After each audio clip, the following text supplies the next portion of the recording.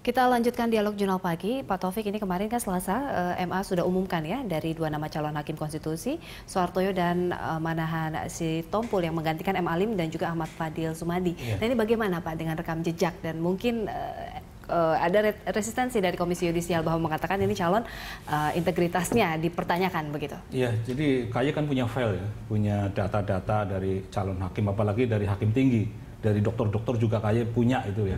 Karena selama ini kan mereka pada daftar. Di antara 10 itu, ya 2 itu yang direkomendasi oleh KAY, yaitu incumbent Pak Fadil, kemudian Pak Manahan Sitompul itu.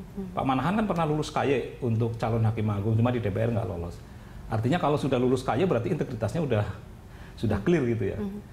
Nah yang satu ini kan belum lulus di KAY, dan memang masih ada tahap-tahap yang akan dipertanggungjawabkan pada beliau, Pak Soehartoyo itu dalam hal pemeriksaan, dan sudah dibentuk panel itu. Nanti panel akan memeriksa, terutama kaitannya dengan kasus Sujono Timan itu. Kan masuk kasus itu kan lewat Pengadilan Negeri Selatan. Nah, pada waktu itu kan Pak Hartoyo sebagai ketua pengadilan itu. Nah, di situ juga ada data-data, informasi-informasi yang lain tentang dia. Nah, ini makanya KAY itu memberikan rekomendasi ke Mahkamah Agung itu bukan asal-asalan. Nah, cuma di sini Mahkamah Agung ngotot. Saya sudah klarifikasi kepada Bawas. Loh, Bawas itu kan keluarganya sendiri. Harusnya kan klarifikasinya ke KAY, minta data. Sudah dikasih data itu. Ya, tapi kalau mau minta data konkret ada juga di KAY. Tapi itu nggak dilakukan itu. Dikatakan tadi satu nama yang memang tidak lolos secara uji integritas begitu ya Pak ya. Ini bagaimana nanti dinamikanya begitu? Bagaimana juga masyarakat mempertanyakan kok bisa satu nama ini ketika tidak berintegritas baik tapi lolos begitu? Ya, itu tanggung jawab Mahkamah Agung kan. Tapi kan Mahkamah Agung nggak bisa mengatakan ini kewenangan saya, KAY nggak punya kewenangan. KAY punya kewenangan konstitusi, yaitu tidak boleh tercela. Satu-satunya lembaga yang menangani secara konstitusional mengenai tercela tidaknya hakim itu kan KAY, bukan KPK. Kalau KPK melanggar hukum, kalau KAY melanggar etik. Ya. Nah ini jadi harus didengarkan mestinya. Dan kalau memang ragu-ragu ya datang ke KAY atau KAY dipanggil untuk klarifikasi, seperti selama ini KAY lakukan. Jadi itu. Nah kemudian dia juga harus mengikuti undang-undang dalam seleksi, nggak boleh tertutup, harus terbuka wawancaranya itu. Ya. Kemudian harus melibatkan orang yang ahli konstitusi. Jadi kalau menurut saya secara undang-undang maupun undang-undang dasar itu potensi melanggar itu. Nah, maka saya himbau melalui publik itu sebaiknya Mahkamah Agung sebelum nanti jadi persoalan lebih baik dilakukan pemilihan ulang. Ya. Pak Marular, ini bagaimana Pak dengan satu nama ini yang dipertanyakan integritasnya, ini tanggapannya? Ya, saya memang melihat setelah lama ya KAY mengemukakan keberatannya tentang itu. Salah satu hal yang saya kemukakan tadi itu bahwa menjadi hakim konstitusi atau hakim agung itu trust ya. Kalau memang kita juga belum melihat parameter apa yang dipakai, tetapi KAY tentu sebagai lembaga yang memiliki instrumen dan mekanisme untuk melakukan pengukuran berdasarkan data-data, tentu yang paling harus sudah akurat mereka memiliki data itu. Oleh karena itu menjadi satu perhatian yang sungguh-sungguh harus dipertimbangkan.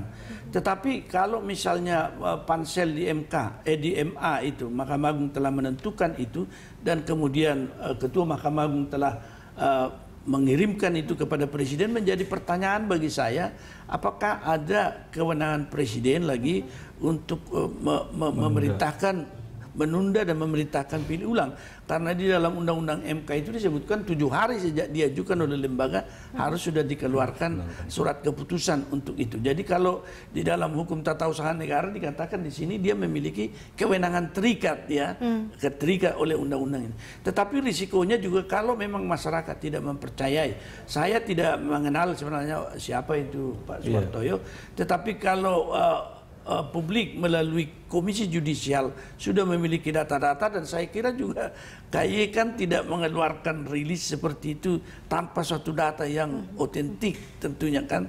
Dan kalau itu sudah ada, dia tidak dipercaya, integritasnya tidak dipenuhi, tentu saja memang menjadi persoalan kalau itu ditetapkan sebagai hakim konstitusi, bertentangan dengan undang-undang. Bisakah ini menjadi bahan Konstitusi. pertimbangan begitu Pak, track record ini untuk menjadi mungkin pertimbangan bagi Presiden untuk tidak meloloskan satu nama ini? Saya kira beliau nanti tentu akan mempertimbangkan, tetapi sebelum itu menjadi masalah karena akan debatable nanti soal kewenangan yang disebutkan kewenangan atau diskresi yang terikat ini, maka lebih bagus Mahkamah Agung sendiri yang mempertimbangkanlah. Tentu saja Mahkamah Agung juga memiliki kewajiban untuk memenuhi persyaratan yang disebutkan undang-undang itu.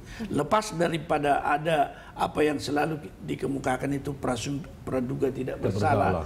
Tetapi kalau soal jabatan hakim, dia soal trust. Itu tidak memerlukan sekali praduga tidak bersalah. Yang penting bahwa memang integritasnya diragukan, itu kehilangan kepercayaan, itu menjadi tolok ukur yang utama. Ada satu poin yang fail begitu ya Pak ya, dari penilaian begitu ya. Betul. Ini kalau nantinya Pak, dinamika dari tim pansel sendiri untuk bisa memilih dari calon-calon hakim, ini akan melibatkan KPK dan juga PPATK kah begitu Kak Pak?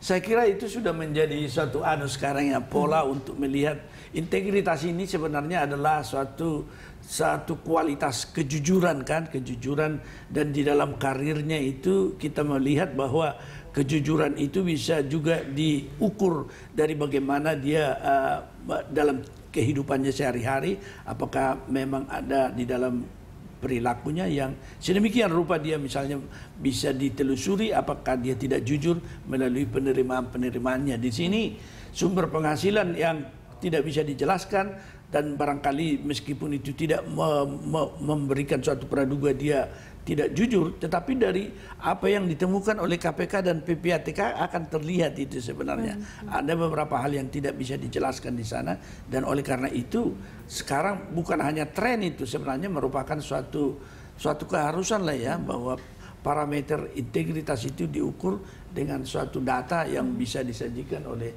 PPATK maupun KPK. Saya kira tapi ya. pengalaman presiden yang lalu itu, daripada mengeluarkan SK pengangkatan hakim yang dipersoalkan masyarakat, nanti digugat, nanti SK-nya dibatalkan, kan itu lebih parah lagi. Lebih baik Presiden Jokowi itu nanti hati-hati dalam hal mau melantik itu. Kalau memang Mahkamah Agung tidak melakukan seleksi ulang terhadap permasalahan ini. Pasti nanti Jokowi kalau nanti meng-SK-kan, saya khawatir nanti ada gugatan. Karena tidak sesuai dengan undang-undang, yaitu transparansi dan akuntabel. Ini kan sebagai syarat kemarin yang kemudian Tun mengabulkan gugatan itu. Ya. Nah ini kan akan membawa nama baik Pak Presiden juga. Kalau nanti kemudian hakimnya itu suatu saat bermasalah, kan nama Presiden juga yang bermasalah. Karena dia mengeluarkan SK dan melantik itu. Ya, betul. Barangkali saya intervensi dulu, mungkin supaya tidak komplikasi. Betul. Kita bisa harus menafsirkan ini daripada nanti dipersoalkan kemudian yang menyebabkan lembaga MK itu nanti dipermasalahkan soal trustworthy-nya. Oleh karena itu memang secara secara preventif barangkali Presiden harus bisa, atau lebih cepat Mahkamah Agung lah yang menurut saya. Betul. Supaya tidak menjadi problematik yang juridis ya. Mahkamah Agung saya kira tidak ada masalah itu.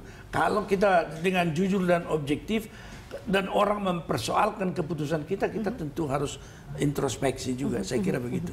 Baik, ini bagaimana nanti kita akan membahas di segmen selanjutnya rekomendasi KY terkait ada satu nama mungkin yang tidak lolos uji begitu terkait integritas. Kita lanjutkan sesaat lagi pemirsa.